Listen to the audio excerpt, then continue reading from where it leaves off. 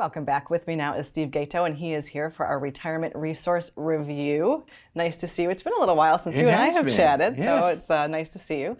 Welcome back. I'm glad to be here. Yeah, we're going to talk, I think when people get towards the end of the year, sometimes giving comes into their mind, and there's a lot of different ways to do that, but why not talk about it right now? Let's get started, thinking about it right now. Yeah, a little bit of planning. That's a novel idea. Right, how about that? Yes. So one of the great ways, especially for retirees, once you hit 70, there's an opportunity for them to give and get a little bit better tax situation for themselves. Okay. It's called a qualified charitable distribution.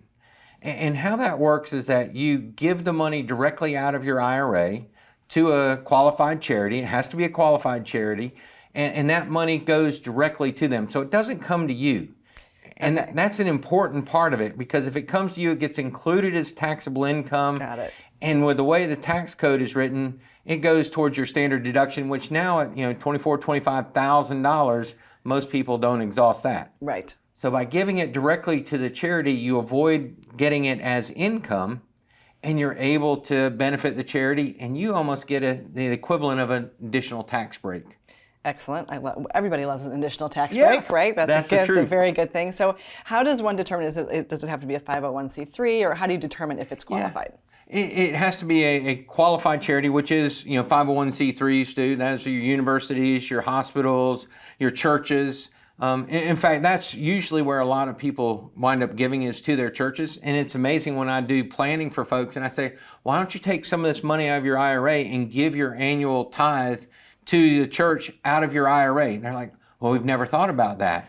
Yeah. So just do it all in one lump sum as opposed to weekly, or even if you want to do weekly. You can do it however you want. The key part there is that it has to go directly from your IRA account to that organization. Some of them aren't set up. So if you've got a smaller church that you're a member of, you'll probably have to work with them to get it set up so they can accept it. Okay. But larger charities, they're all set, and they know all about this. I'm sure they do. They're very excited about this plan. Yeah. And it's a great deal for everybody, because a lot of times that's money that you would have, given anyways, and so you get to see the benefit of it being given now. Right. And when we talk about giving, I think it's much better to see the benefits of your gifts while you're alive, absolutely, rather than from the grave. And naturally, you don't want to run out of money.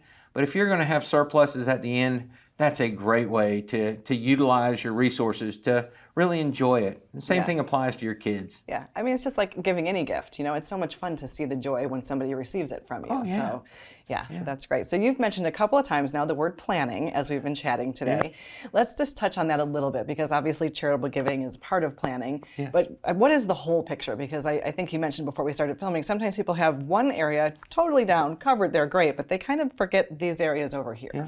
I talk about it as incomplete versus complete planning. And most people have the false conception or the misconception that because they've got a portfolio and it's managed and it's generating some income, that's their retirement plan. And that's just a small part of the plan. How you choose to fund it, that's important.